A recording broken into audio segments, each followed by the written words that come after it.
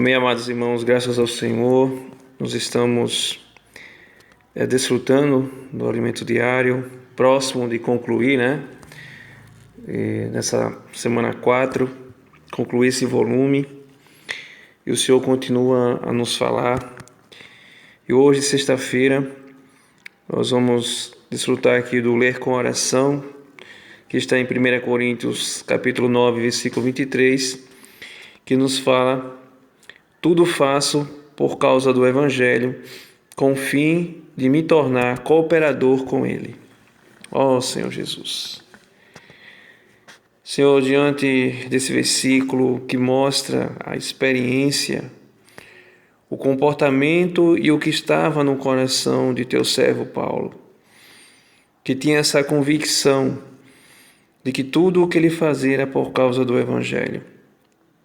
E assim ele se tornava um cooperador fiel à visão a qual o Senhor deu, tendo total certeza do seu propósito. Ó Senhor Jesus, fazendo com que sua vida de fato tivesse proveito na sua obra. Ó Jesus, e nós temos tal privilégio de, assim como Paulo, também termos essa experiência, Senhor. Tudo faço, como fala aqui Paulo, Senhor. Cremos que pela fé nós podemos chegar nesse nível, porque ainda não alcançamos. Ó Senhor, ainda não fazemos tudo por causa do Evangelho. Mas o nosso coração, Senhor, é de fazer tudo pelo Evangelho.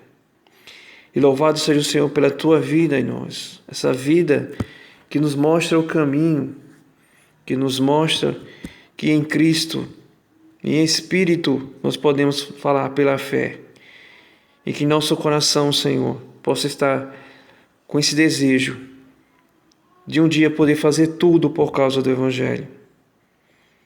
Ó Senhor Jesus, e de fato nos tornarmos cooperadores contigo. Ó Senhor Jesus, com a sua obra. Ó Senhor Jesus, suportar todas as coisas por causa do Evangelho. Como já vimos, embora sofresse perseguições, o apóstolo Paulo não se deixava abater e defendia a verdade do Evangelho sem buscar benefício próprio. Em 1 Coríntios, lemos que ele até poderia reivindicar algum favor financeiro daqueles que o ouviam, mas não fazia para não criar obstáculos ao Evangelho. Paulo não se valia do direito que o Evangelho lhe dava, nem se permitia ser pesado a ninguém, mesmo em privações. Isso revela a pureza de seu coração. Amados, sigamos esse modelo. Ao anunciar o Evangelho, não busquemos fama, glória ou dinheiro, mas o galardão. Cumpramos nossa responsabilidade de dispenseiros, fazendo tudo para ganhar o maior número possível de pessoas. Na época de Paulo, havia falsos mestres que faziam uso de ardis e manipulação para convencer seu público sobre suas crenças, com o objetivo de conquistar um grupo de patrocinadores para seus projetos pessoais. No entanto, essa não era a conduta do apóstolo, conforme lemos. Pelo contrário, rejeitamos as coisas que, por vergonhosas, se ocultam, não andando com astúcia, nem adulterando a palavra de Deus. Antes, nos recomendamos à consciência de todo homem, na presença de Deus, pela manifestação da verdade. A palavra adulterar, nesse versículo, significa apanhar em armadilha, corromper. A palavra que Paulo pregava era a própria verdade, a pura revelação da palavra de Deus. Sua exortação não procedia de engano, impureza, nem sequer se baseava em dolo. Antes, como ministro aprovado, Deus lhe confiou o Evangelho. E o que ele falava não tinha o objetivo de agradar a homens, mas ao Senhor, que sonda os corações.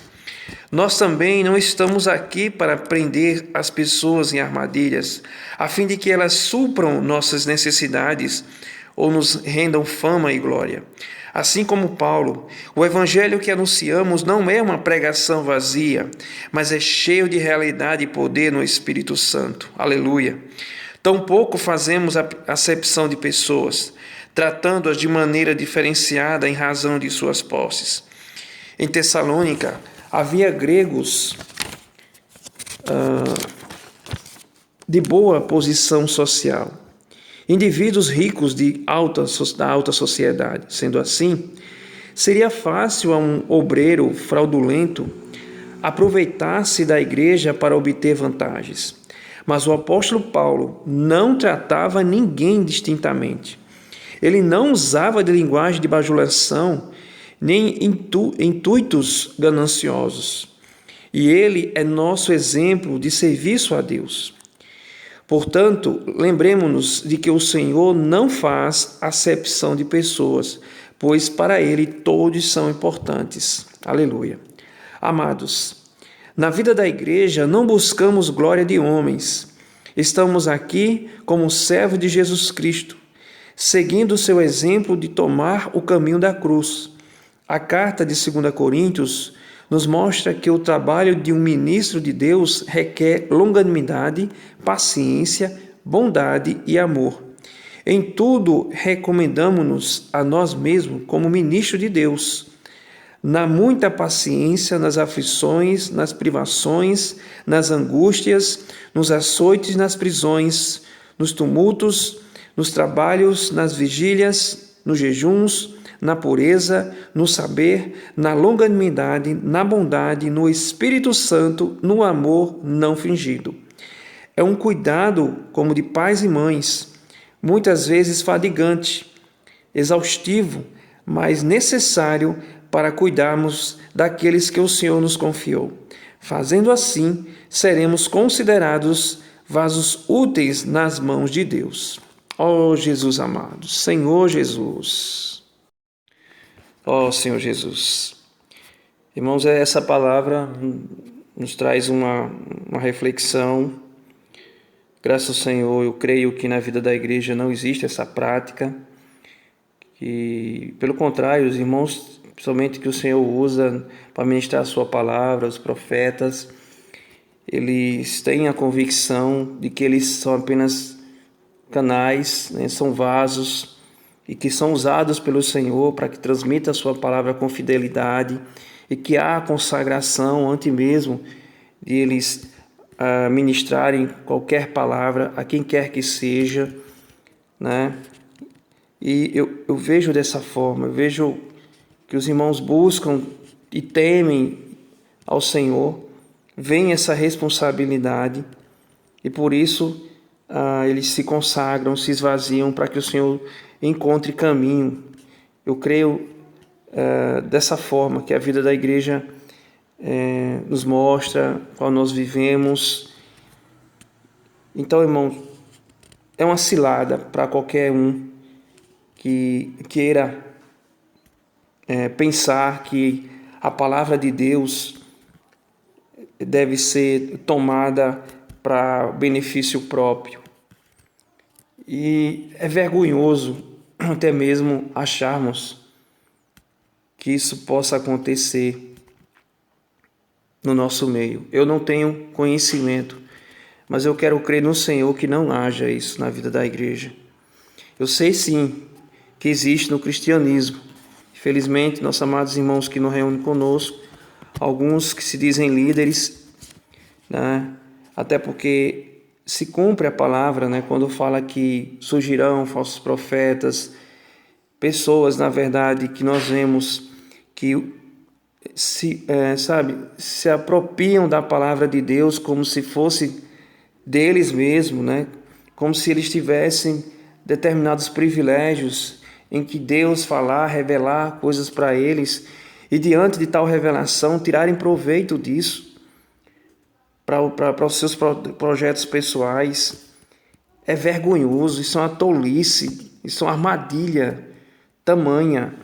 Que o Senhor nos guarde e nos livre de tal situação, Por isso, tão importante para nós permanecermos, pedir ao Senhor, Senhor, nos faça permanecer na tua simplicidade, Senhor, na tua pureza, que no nosso coração seja um coração verdadeiro, sem hipocrisia, sem nenhum tipo de situação, sabe, de fingimento. Ó Senhor, Tu é aquele que sonda a nossa mente, nosso coração, nos conhece de maneira íntima. Que nós possamos ter um comportamento, dizer, Senhor, vem, tenha primazia na nossa vida, porque nada parte de nós, tudo vem de Ti e é para Ti. Então, livra-nos dessa situação da qual foi relatada aqui por Paulo, que muitos estavam usando a palavra de Deus, até mesmo vendendo, não, mercadejando, como se comércio fosse, para ganhar dinheiro. Isso é uma coisa muito vexativa, né? Realmente é vergonhoso um cristão agir de tal maneira.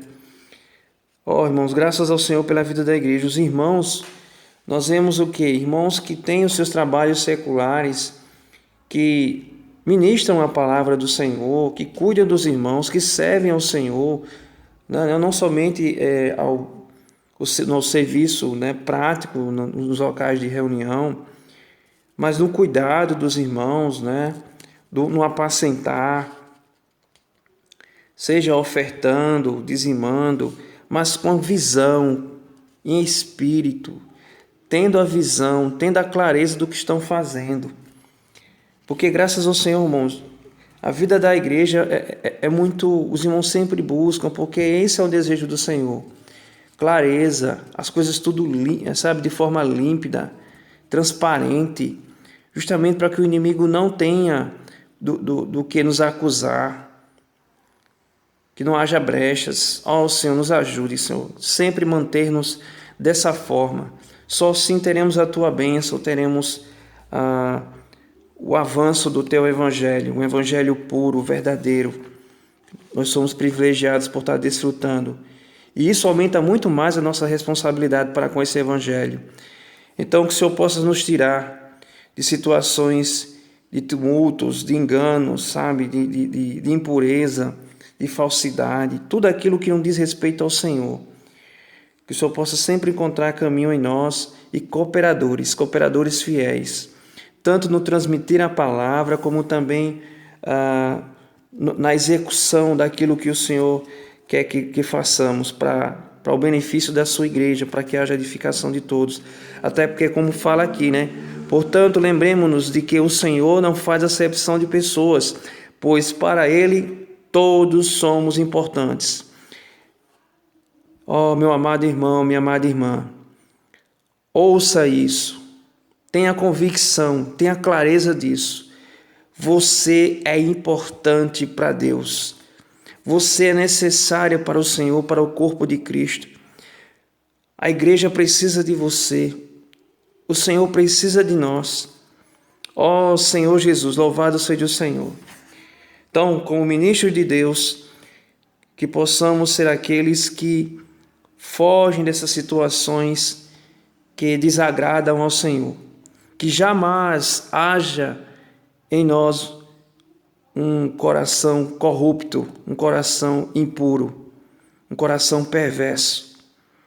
Por isso nós precisamos servir ao Senhor em espírito, apresentar ao Senhor o melhor de nós, que é a sua vida, Senhor Jesus. Então, dessa forma, nós teremos uma conduta como de fato ministros de Deus, que são aqueles que ministram a palavra de Deus, que exercem com fidelidade, com pureza, que é devidas a Cristo, para que o Senhor tenha caminho em nós e o Evangelho possa avançar em toda a terra, em todo lugar.